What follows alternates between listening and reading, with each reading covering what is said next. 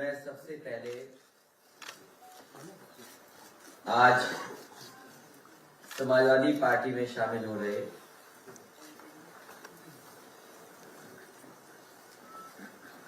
जो मंत्री थे,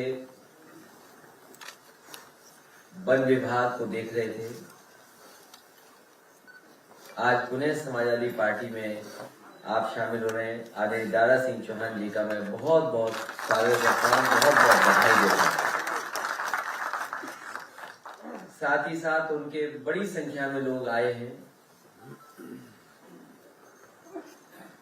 साथ ही साथ उनके साथ बड़ी संख्या में लोगों को आना था, लेकिन कोविड प्रोटोकॉल को मानते हुए उतनी बड़ी संख्या में लोग नहीं आए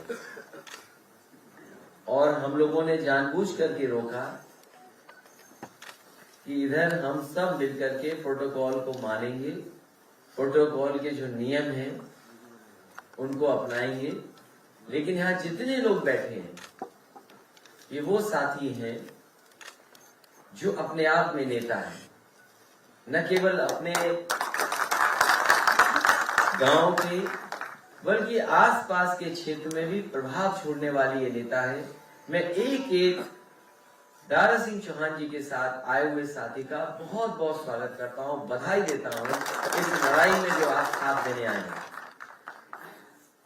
कुछ लोगों के नाम मैं पढ़ सकता हूं। योगेंद्र चौहान जी हैं, शारदा प्रसाद चौहान जी हैं, मोहन चौहान जी हैं, ब्रजभान चौहान, बाग सिंह चौहान, टीपी सिंह चौहान, अगन प्रताप सिंह जी, उग्रसेन चौहान, विभूति चौहान, विष्णु प्रताप चौहान, सुरेश राम, देवेंद्र चौहान, डॉक्टर सूर्यनाथ चौहान जी, रविंद्र गुप्ता जी, लालता चौहान, राम रफीक राजभर जी, रमेश चौहान जी, दुर्वेश सिंह चौहान, ई दिनेश सिंह चौहान, लालता चौहान, संतोष चौहान, चतुर्भुज चौहान, राम बचन चौहान जी, राम प्रवेश चौहान, ब्रजमोहन चौहान, राजेश चौहान जी के साथ साथ और भी नाम है जो मैं नहीं बोल पा रहा हूँ, लेकिन प्रदेश अध्यक्ष जी से मैं कहूंगा उन सभी नामों को पार्टी की सूची में शामिल कर करके इन सभी साथियों से अपील होगी कि आने वाले चुनाव में हमारी अपनी जगह पर रह करके हमारी मदद करने का काम करें।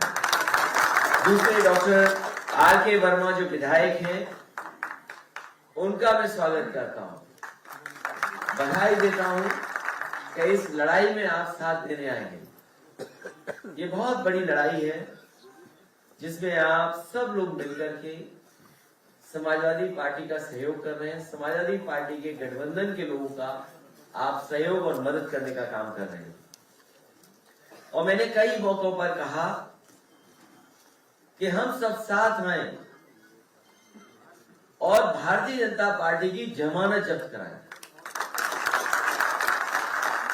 हम सब साथ आए और भारतीय जनता पार्टी की जमानत जब्त कराएं। और लखनऊ और दिल्ली के झगड़े में सोचो, अभी तक तो मुझे ये लग रहा था कि डबल इंजन की सरकार, इंजन एक दूसरे से टकरा रहे हैं। कभी कभी लगता था कि दिल्ली वाले, लखनऊ वाले एक दूसरे के इंजन के पहिए खोल रहे हैं। लेकिन इस लड़ाई में जो विदाई हुई है गोरखपुर के लिए, मैं बधाई देता हूं। और जब उन्होंने अपने आप भेज दिया है तो जनता और हम सब लोग मिल करके पक्की उनकी विदाई कर देंगे कि दोबारा इधर लौट करके ना आए। और इसलिए भी जरूरी है कि लगातार झूठ का सहारा लिया, कितना झूठ बोला, लगातार 4.5 साल झूठ बोला और नेगेटिव पॉलिटिक्स, विभाजन की पॉलिटिक्स, नफरत की पॉलिटिक्स, आपस में लड़ाने की पॉलिटिक्स, लोगों को अलग करने की पॉलिटिक्स, तोड़ने की पॉलिटिक्स, ये राजनीति अगर किसी ने की है तो भारतीय जनता पार्टी ने की है। मुझे खुशी है आप लोगों के साथ आने से अब एक दूसरे का साथ दे करके हम लोग पॉजिटिव पॉलिटिक्स करेंगे, विकास की पॉलिटिक्स करेंगे, खुशहाली की पॉलिटिक्स करेंगे और हमारा आपका वो जो सामाजिक न्याय है वो खुशहाली वाला है, सबको साथ लेकर के आगे बढ़ने वाला है। इसलिए मैं कह सकता हूं ये सर्वे में हो सकता है न जाने कैसे दिखाएं, झूठे सर्वे में न जाने क्या क्या दिखाएंगे। ये झूठे सर्वों में क्या क्या दिखाएंगे, लेकिन जमीनी हकीकत हम लोग सब जानते हैं। सर्वे में ये कुछ भी झूठे में दिखाएं, लेकिन सच्चाई में हम लोग जानते हैं कि जमीन पे ये कूटे जा रहे हैं, और इतने कूटे जा रहे हैं कि हिम्मत नहीं पड़ रही है कि किस उपलब्धि को बताएं। इनकी कोई उपलब्धि हो तो बताएं। उपलब्धियां है नहीं। और मुझे खुशी है इस बात की कि मंत्री रह करके दारा सिंह चौहान जी ने बहुत मेहनत कर करके विभाग में जो कुछ कर सकते थे करने का प्रयास किया और लगातार कोशिश करते थे। लेकिन पता नहीं हमारे भारतीय जनता पार्टी के मुख्यमंत्री कैसे हैं, उन्हें पेड़ पौधों से कुछ लगाव ही नहीं है, जानवरों से कोई लगाव नहीं है, उन्हें कोई नदियों से लगाव नहीं। मुझे याद है कि जब मैं एक बार विदेश यात्रा पे गया था तो मैंने वहां जानकारी की अपने लोगों से जो जानकार थे उस देश के, कि हमारे छोटे बच्चे उनको कहां लेकर के जाऊं। उस समय जो हमारे मित्र थे उन्होंने सुलह मुझे राय मशवरा दिया कि आप जाइए और एक बहुत अच्छी सफारी बनी है वो देख करके आइए। वो लॉन्ग लीव सफारी थी जिसको मैंने देखा था अपने बच्चे और परिवार के साथ,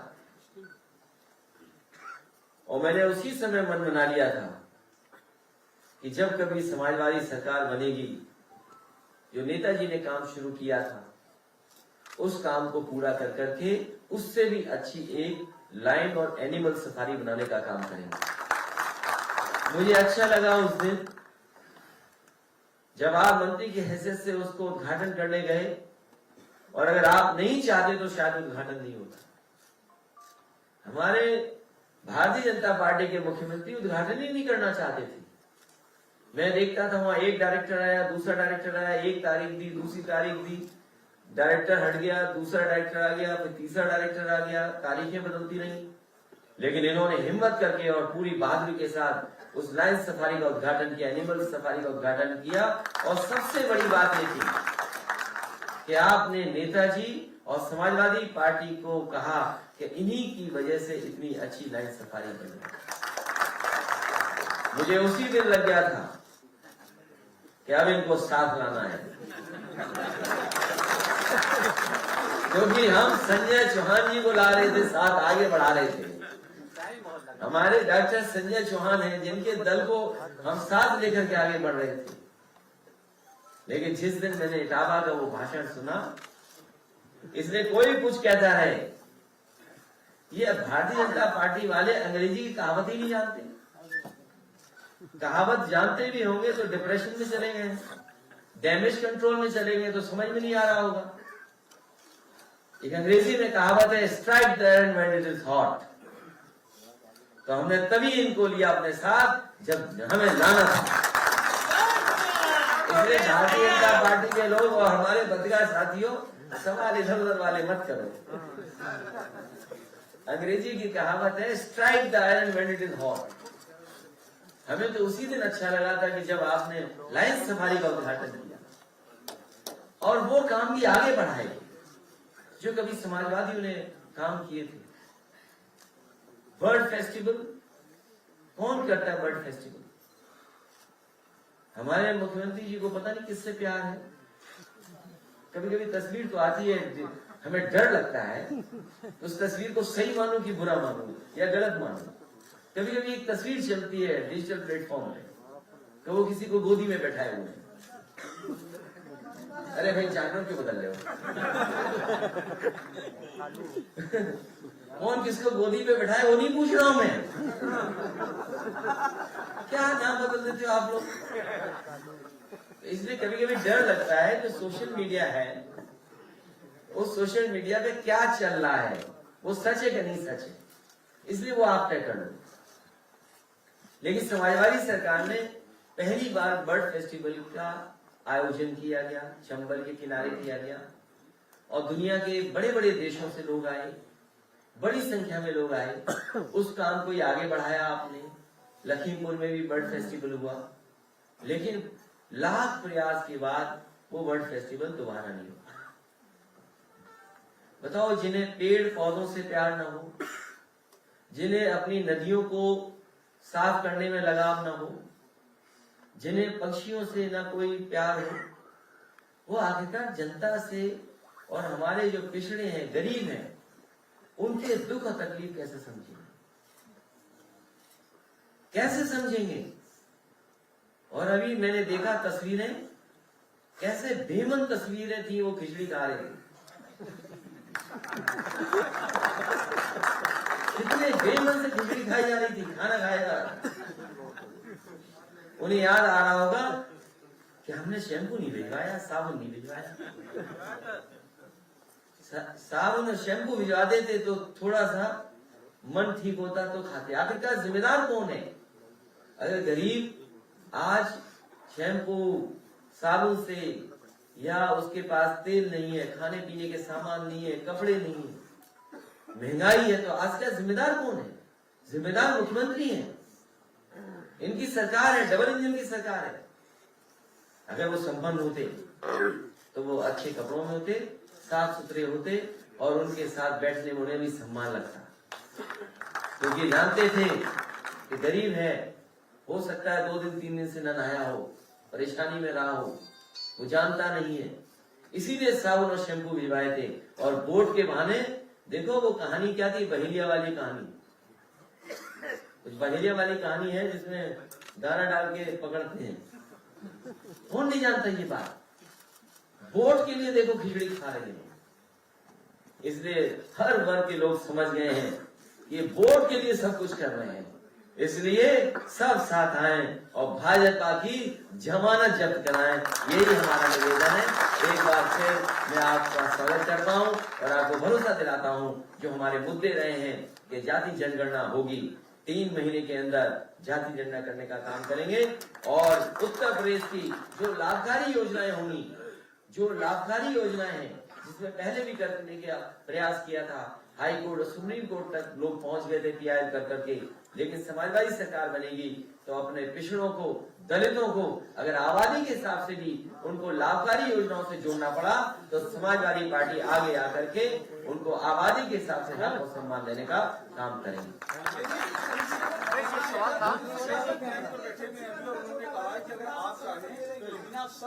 देखो भाई, हमें उलझाओ मत। अब भाई हमें उलझाओ मत।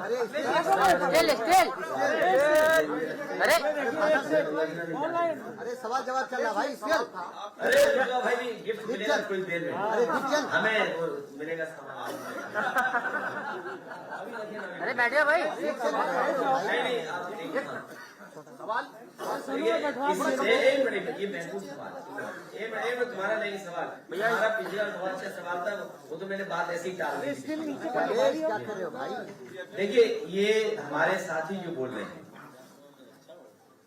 अब मत बोलिए कुछ भी। अब हम लोग चुनाव के मैदान में चले गए हैं।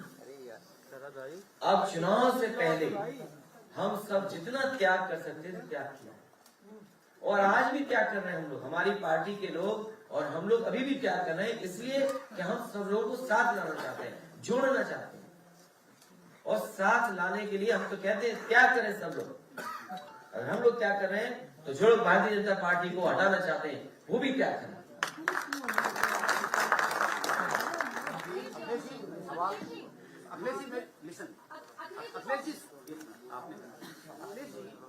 ये लाइव रखना, ये वर्चुअल रैली है, नहीं हम पे एफआईआर हो जाएगी। ये तो दोनों तरफ से जुमलेबाजी चल रही है, लेकिन चुनाव जब आता है, कोई भी, चाहे लोकसभा का हो या विधानसभा का हो, तो जनता उन तमाम पॉलिटिकल पार्टीज के मुद्दों को जानना चाहती है। जैसे आपने अभी 300 यूनिट बिजली देने की बात कही, हालांकि किसी को जोर का झटका भी लगा, और क्या क्या लैपटॉप आप पहले से दे रहे थे, बहुत सारी योजनाएं समाजवादी की पहले से चल रही थी, मैंने बहुत करीब से आपको देखा है, कवर किया है।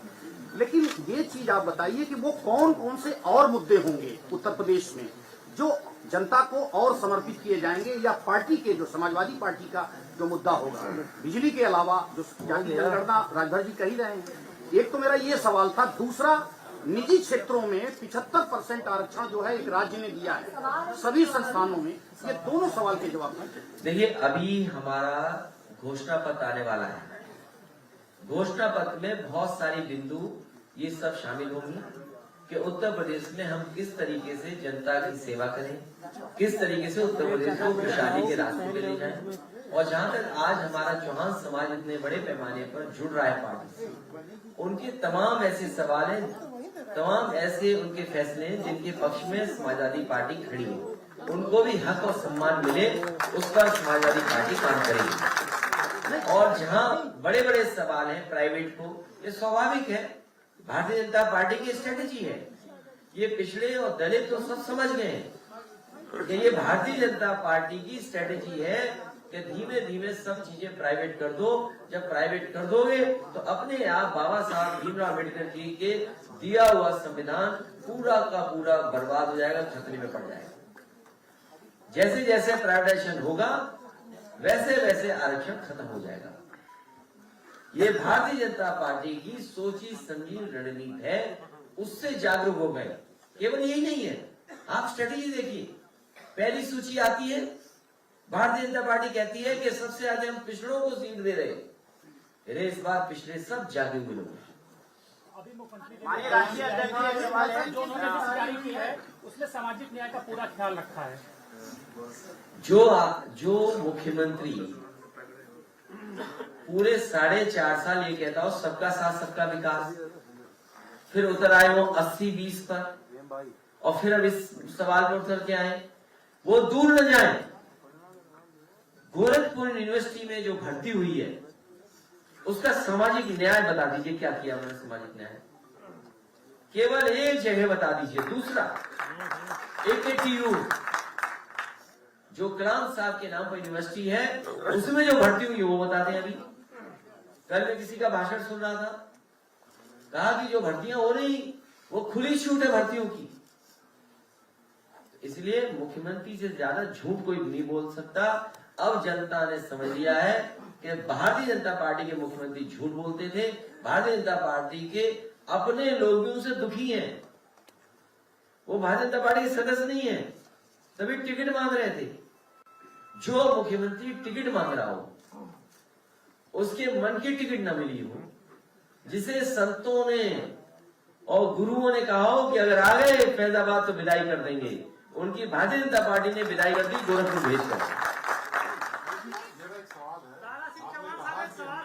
नहीं, उनसे नहीं, सवाल हम ही देंगे, उनके बिहार पे जवाब।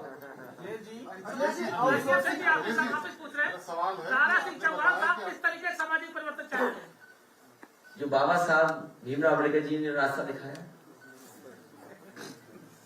उसी वही सभी चाहते हैं। और आपको नहीं समझ में आ रहा है, दोबारा पढ़ो।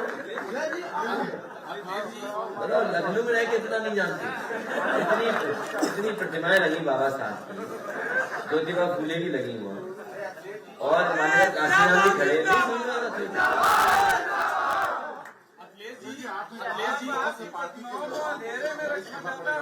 क्या चीज?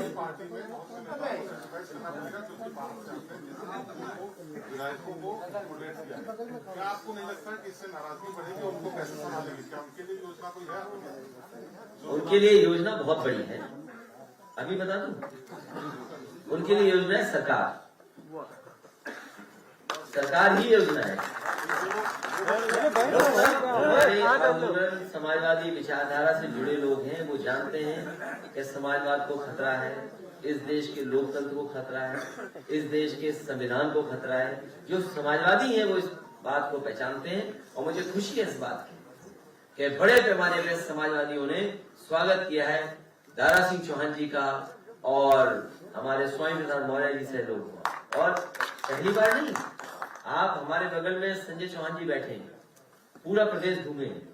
आप बताइए, समाजवादी पार्टी के लोग लगातार उनके साथ खड़े होकर के उनके साथ उनके समाज में उसके आंदोलन को बढ़ाने का काम किया।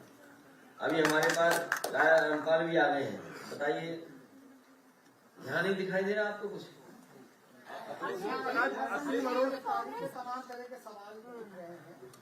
तो अगर उनको गिरफ्तार कर लिया है तो उनके परिवार में जिनके ऊपर एक भी मुकदमा नहीं होगा उनको टिकट देंगे। ठाकुर ये कह रहे हैं, जब आपने बाहर से, अब आपने बैन कर दिया है, बाहर से लोग नहीं आएंगे, तो ये जो बैन है ये सब बीजेपी स्पेसिफिक है, कांग्रेस वालों को लेंगे या सबके लिए बैन? नहीं, अब हमारे पास गुंजाइश नहीं, और अब भारतीय जनता पार्टी से मैं कहता हूं अपनी जिसको टिकट देना चाहो दे दो। सर, अनुराग ठाकुर ये कह रहे हैं कि सपा में वो लोग आ रहे हैं जो दंगा करते हैं, भाजपा में वो लोग आ रहे हैं जो दंगा रोकते हैं। असीम अरोड़ का ये कहना है कि जब समाजवादी पार्टी की सरकार थी तो कानून व्यवस्था ठीक नहीं थी, लेकिन बाबा की सरकार में सब कुछ ठीक है। कौन कह रहा है ये बात? असीम अरोड़ जो IPS रहे, जिन्होंने आज रिटायरमेंट लिया, TRS लेकर के गए।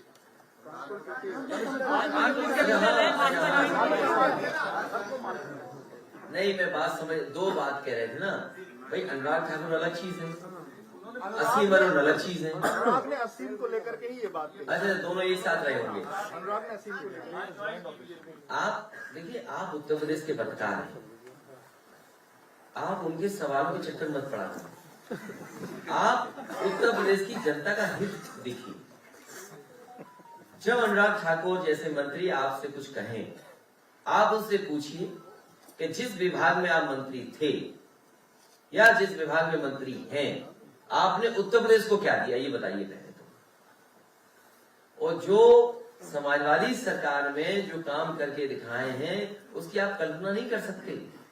और मैं आपसे कहूंगा, क्योंकि हालांकि एक शब्द बड़ा बदनाम हो गया, ईमानदार शब्द।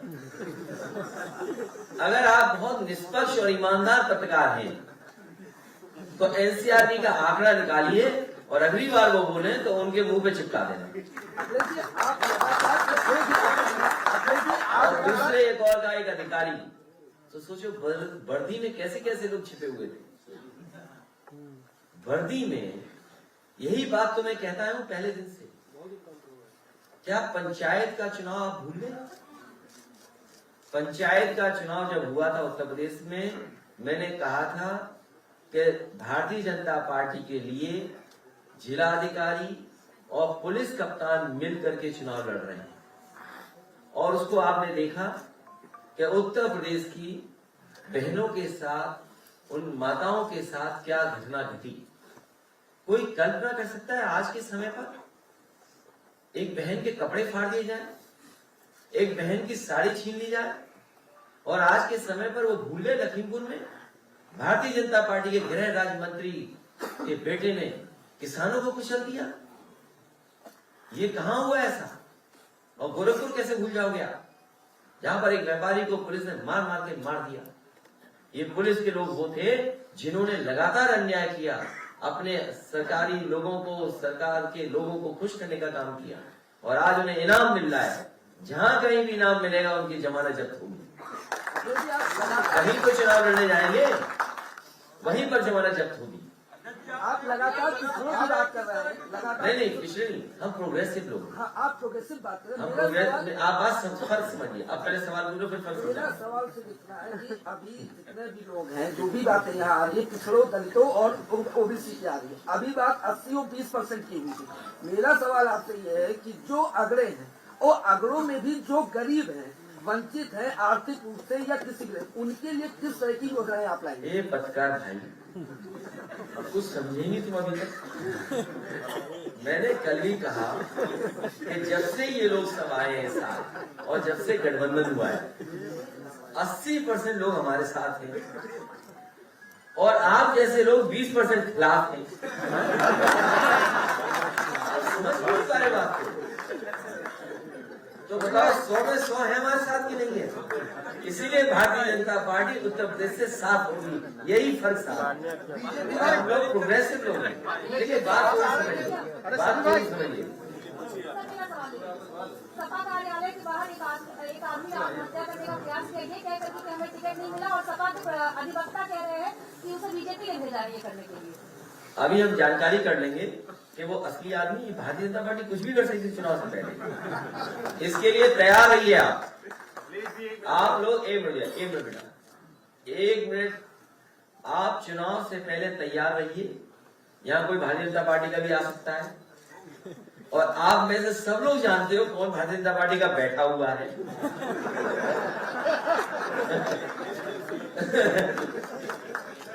क्यों पत्रकार साहब, ये बात सच है कि नहीं सच है? तो ये हम सब लोग जानते हैं। इस तरह की घटनाएं, इस तरह के नाटक, इस तरह के बदनाम करने के लिए ये तो कुछ नहीं है, इससे भी ज्यादा होगा। देखिए तो चुनाव तो होने दो अभी शुरू, अभी तो शुरुआत ही है। और देखिए चुनाव में टिकट के लिए ये पहली बार नहीं हुआ है। टिकट जब नहीं मिलती है और मिल जाती है तो कई कार्यालय फूके जाते हैं, पिटते हैं, धुड़ियां धोड़ी जाते हैं। ये लोकतंत्र का एक हिस्सा है। वो अपनी जिद कर रहा है तो मैंने कहा, पुलिस से कहा कि उसे भेजो, हम देख तो नहीं ये कौन है जिसने पार्टी में काम ही ना किया हो और टिकट मांग रहा हो, और हाईलाइट होने के लिए आप में न्यूज बन जाए इसलिए कुछ डाल दिया ऊपर। तो सर हम लोग मान के चले कि हम लोग को साथी कुछ हो सकता है, सपा कार्यालय आने पर। नहीं, ये नहीं कहूंगा मैं, नहीं ये नहीं कहूंगा। आपको हो सकता है कोविड प्रोटोकॉल के उल्लंघन में कुछ कार्रवाई हो जाए, बाकी कुछ नहीं होगा। अध्यक्ष जी, बीजेपी में चाणक्य आने वाले थे लखनऊ में, लेकिन आए नहीं। कोई चाणक्य नहीं होता, आप असली चाणक्य जनता। भाजपा के प्रचार प्रसार में गुजरात की टीम आ रही है जी, भाजपा के प्रचार प्रसार में गुजरात की टीम आ रही है, इसको आप किस तरह से देखें? तुम यार किस प्रदेश के रहने वाले हो? 1 महीने पहले आ चुके हैं, उनकी ट्रेनिंग हुई लखनऊ में, और अब वो बेसिकली ट्रेनिंग द ट्रेनर्स हुआ है, मतलब उनको यहाँ ट्रेनरों ट्रेन किया, अब वो जाके नीचे ट्रेन करेंगे और फिर नीचे ट्रेनिंग होगी। उत्तर प्रदेश में गुजरात के लोग पहले आ गए, कौन नहीं जानता ये बात। और तुम ये बात, ये तो उत्तर प्रदेश में आए, हालांकि वो बात बहुत अलग हो जाएगी, मतलब लोग बुरा मानेंगे, हो सकता है उससे। गुजरात के लोग सब कुछ ले गए आपकी अर्थव्यवस्था का, वो नहीं बोलोगे? सब अर्थव्यवस्था ले गए, वो नहीं बोलोगे? केवल ये कहो गुजरात के लोग आ गए। मुझे याद है कि लंदन में मुझे गुजरात के सूरत का वो मिला था सभासद 2014 के चुनाव के बाद। तो मैंने कहा उत्तर प्रदेश कैसे आए थे आप? बोले हम बनारस में थे। मैंने कहा चुनाव में आपने बहुत कुछ फैलाया। उसने कहा हमने फैलाया नहीं, हमने बांटा भी है। इसलिए मैं चुनाव आयोग से कहूंगा कि ये जिस तरह के प्रोटोकॉल हम लोग फॉलो कर रहे हैं, हमारा कोई भी कार्यकर्ता दूसरे प्रदेश का नहीं आया है। हम चुनाव आयोग को लिख करके शिकायत करेंगे और हम अपने पत्रकार साथी से कहेंगे वो सूची हमें जरूर देना जहां तुमने गुजरात के लोगों को देखा था, गुजरात के लोगों को पाया था। जरूर चुनाव आयोग को शिकायत करेंगे, जिससे प्रोटोकॉल को, कोविड प्रोटोकॉल को मानते हुए दूसरे प्रदेश के लोग, चाहे राजस्थान के, चाहे मध्य प्रदेश के, चाहे छत्तीसगढ़ के, चाहे किसी प्रदेश के आए हो, उन्हें वापस उनके प्रदेश भेजा जाए। सर एक सवाल ये लोग जो है वो तेल छिड़क रहे हैं, बहुत सारे लोग कैंपेन कर्फ्यू लगाए अंदर नहीं आ पा रहे हैं, टिकट के लिए मारामारी है। ओमिक्रॉन की लहर आएगी नहीं आएगी ये पता नहीं, लेकिन अखिलेश की लहर आ चुकी है सर, अखिलेश यादव की लहर आ चुकी है। उसी की वजह से सब लहरें आ रही हैं। तुम्हें नहीं पता लगा? देखिए कैसे रोक दिया, जहाँ सड़कों पे हमारे साथ लाखों लाख लोग। अब क्या हो गया, हम लोग यहाँ बैठ गए, टीवी पे पहुंच गए, टीवी पे रह गए, छोटे से मोबाइल पे रह गए, नेटवर्क के भरोसे पे रह गए, डिजिटल प्लेटफॉर्म पे रह गए, और हम अपने मजबूत कार्यकर्ताओं की मेहनत पे बैठे हैं यहाँ पर। हमें उम्मीद है कि इन सबको प्रोटोकॉल को मानते हुए हमारे कार्यकर्ता गाँव फिजिकली काम करेंगे। ये वर्चुअल हवादारी लोगों की बैटरी खत्म हो जाएगी। अमित शाह लखनऊ क्यों नहीं आ रहे सर? भाई मैं क्या जानू कौन क्यों नहीं आ रहा प्रदेश में। ये गुजरात के लोग बता रहे इतने आ गए, और बताते हैं यही लोग बताते हैं गुजरात के लोग सब सामान ले गए यूपी का। ये भी सही बात है कि नहीं? अरे अखबार कौन से अखबार के होते हैं? एनडीटीवी,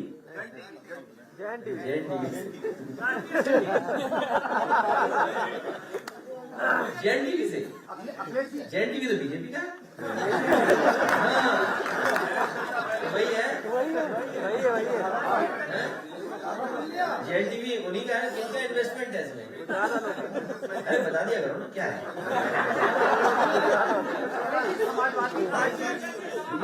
अरे सब कह रहे बीजेपी का है। अबे तुम बीजेपी के खिलाफ सवाल पूछ रहे हो, हमारी नौकरी चली जाएगी।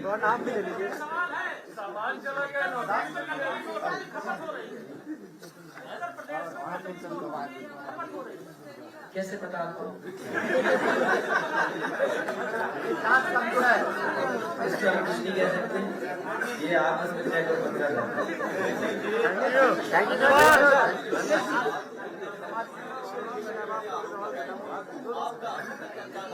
नहीं, हम इसलिए आरोप नहीं लगाएंगे, सब अधिकारी उत्तर प्रदेश के हैं। अगर एक हाथ उधर मिला हुआ है तो एक हाथ इधर भी मिला होगा कहीं ना कहीं। क्या उत्तर प्रदेश के लिए सर?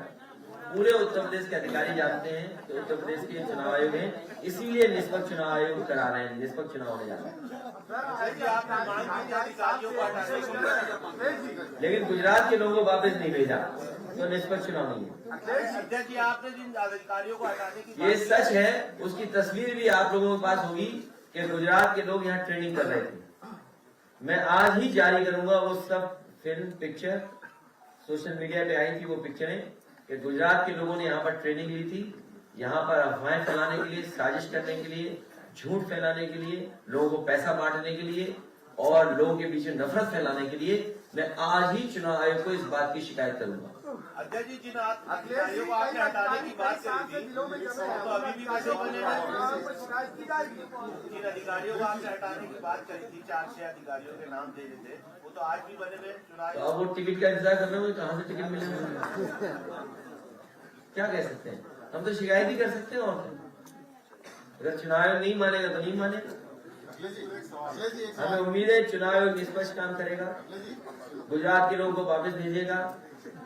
ये अधिकारियों की जिनकी शिकायत की, जिन्होंने लगातार भारतीय जनता पार्टी के बनकर के काम किया, और जो अधिकारी, क्या नाम था जो अभी बीजेपी शामिल हुए, जो अधिकारी, मैं चुनाव आयोग से इस बात की शिकायत करूंगा कि पिछले 5 साल में असीम अरुण के साथ जो अधिकारी लगातार ड्यूटी पे रहे हैं, लगातार जिन अधिकारियों को ड्यूटी पर अपने साथ लेकर के गए, पूरे 5 साल के नौकरी के कार्यकाल में देख करके जो लगातार उनके साथ रहे हैं, उनको भी हटाया जाए, वरना वो भारतीय जनता पार्टी के कार्यकर्ता के रूप में काम करेंगे। ऑलरेडी की हुई है, वो अभी भी अपने पदों पर हैं। मैं चुनाव आयोग से फिर शिकायत करूंगा कि ऐसे अधिकारी, अब तो उनके पास एग्जाम्पल हो गया। अभी एक एग्जाम्पल है कि एक अधिकारी किसी पार्टी से कितना रिश्ता रख सकता है, कि भारतीय जनता पार्टी का सदस्य भी है, बातचीत भी हुई होगी, टिकट के लिए तय भी हुआ है, उसके बाद भी कमिश्नर बना रहा। तो ऐसे भी अधिकारी जिन पर हमारे पास जानकारी और सूचना मिली, हम शिकायत कर रहे हैं। हमें उम्मीद है कि चुनाव आयोग ऐसे अधिकारियों पे कार्रवाई करेगा, और अगर चुनाव आयोग ऐसे अधिकारियों पे कार्रवाई नहीं करेगा तो चुनाव आयोग पर सवाल खड़ा होगा। हम नहीं मानेंगे कि चुनाव आयोग निष्पक्ष काम कर रहा है। असीम अरुण के खिलाफ एक याचिका दायर की गई है, संजय श्रीवास्तव नाम के पत्रकार ने दायर की है, उनकी दावेदारी को निरस्त किया जाए सर। वो उस कानूनी इस लड़ाई में हम नहीं लड़ सकते। सर, मेरा सवाल है कि अभी आपने कहा कि बीजेपी ने अपनी तैयारी की है, तमाम लोगों को ट्रेनिंग दी है। कुछ दिन पहले 550 सोशल मीडिया के लिए ट्रेनिंग हुई थी, जो बड़ी ट्रेनिंग थी। इसके अलावा 70% के आसपास योगी, मोदी और बड़े नेताओं ने अपनी रैली कर ली चुनाव आचार संहिता लगने से पहले। क्या आपको लगता है बीजेपी की तैयारी अच्छी थी, उनका विजन अच्छा है, या कोई और वजह? तैयारी अच्छी होती तो डीएम को, एसपी को और रोडवेज की सड़कों, रोडवेज की बसों को इंतजाम नहीं करना पड़ता, पीडब्ल्यूडी विभाग को पैसा नहीं रिलीज करना पड़ता। आप मुझे उत्तर प्रदेश में बताओ एक भी रैली जिसमें कुर्सी खाली न हो, और मैं आपसे भी कहूंगा जो सवाल पूछ रहे तैयारी की, अगर आप खाली कुर्सी की फोटो दिखा दोगे या वीडियो दिखा दोगे, आपकी नौकरी उसी दिन चली जाएगी। और नहीं मानते आप, दिखा दो।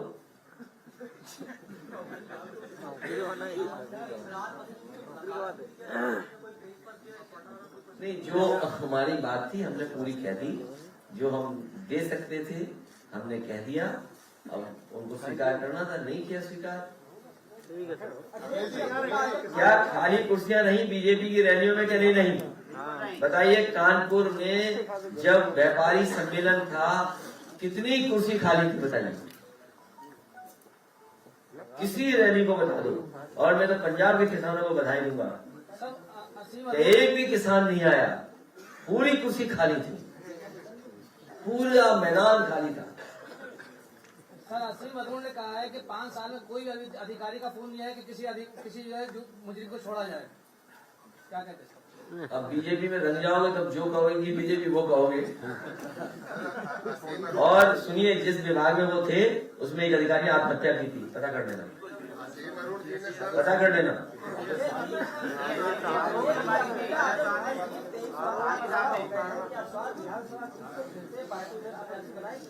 जो आर्य आजम खान साहब कहेंगे और पार्टी का हमारा संगठन जो कहेगा और हमारा जो सर्वे कहेगा उसको टिकट मिलेगी।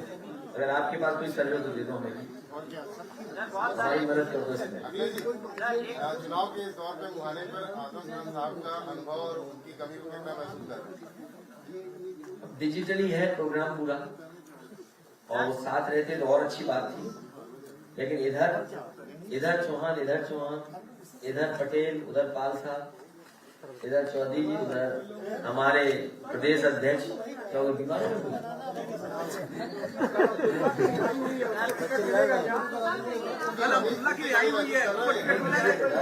मुझे लगा कोई बेहोश हो गया। नहीं, उनका रहना अच्छा, उनके ऊपर झूठे बगल में लगाए क्या चीज। गोरखपुर के सांसद ने डिस्पोजल बहुत सारे छोटे दलों ने विलय किया था। देखिए, इन बातों को देखो, क्यों इन बातों को पढ़ते हो? हिंदू बनाम हिंदू एक किताब है, अगर आप उसका एक पैराग्राफ पढ़ लोगे तो पूरे भारत की राजनीति को समझ जाएंगे। बाबा साहब भीमराव अम्बेडकर पूरी जातिवाद व्यवस्था के खिलाफ थे। राष्ट्रपिता महात्मा गांधी जाति और इस तरह के भेदभाव के खिलाफ थे। डॉक्टर राममनोहर लोहिया के खिलाफ थे। नेताजी से लेकर के जितने समाजवादी लोग हैं, वो जनेश्वर मिश्र का भाषण सुनिए जो वो कभी कभी कहते थे अपने भाषणों में, तो ये कोई नया नहीं है, ये अपमानित करने के लिए उन्होंने खाया है। अखिलेश जी, कल अब्दुल्ला की रिहाई हुई है, अब्दुल्ला को क्या टिकट मिलेगा? रामपुर विधायक रह चुके हैं, कुछ षड्यंत्र कर रहे हैं, लेकिन कुछ षड्यंत्र आएगा इसके बाद। अब्दुल्ला को लेकर के क्या कहेंगे सर? अब्दुल्ला की कल रिहाई हुई है। लास्ट सवाल अखिलेश जी, ये नहीं माने। एक आए वो उनमें से जो देना चाहते हैं, एक आए लेकर के नजर आएगा तो सबकी तस्वीर हो जाएगी। और मैं कहूँगा अपने कोई गाना लगाइए जिससे सुनते हुए सब लोग।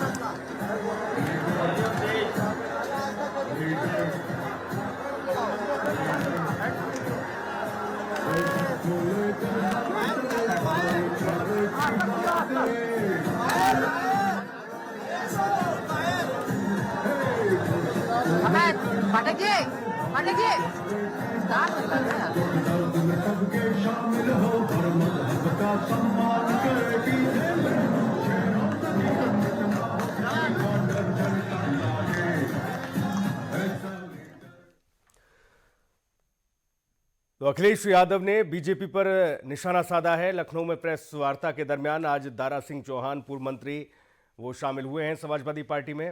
साइकिल पर सवार हुए हैं दारा सिंह चौहान, और इसके साथ ही अखिलेश यादव ने मीडिया के सवालों के भी जवाब दिए।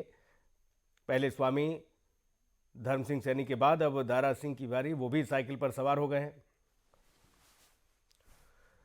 लखनऊ ब्यूरो चीफ सवी हैदर इस वक्त हमारे साथ फोन लाइन पर मौजूद हैं। सवी हैदर जी, प्रेस कॉन्फ्रेंस की गई और दारा सिंह चौहान की भी एंट्री हो गई है समाजवादी पार्टी में। अखिलेश यादव ने बेबाक तरीके से पत्रकारों के सवालों के जवाब भी दिए आज।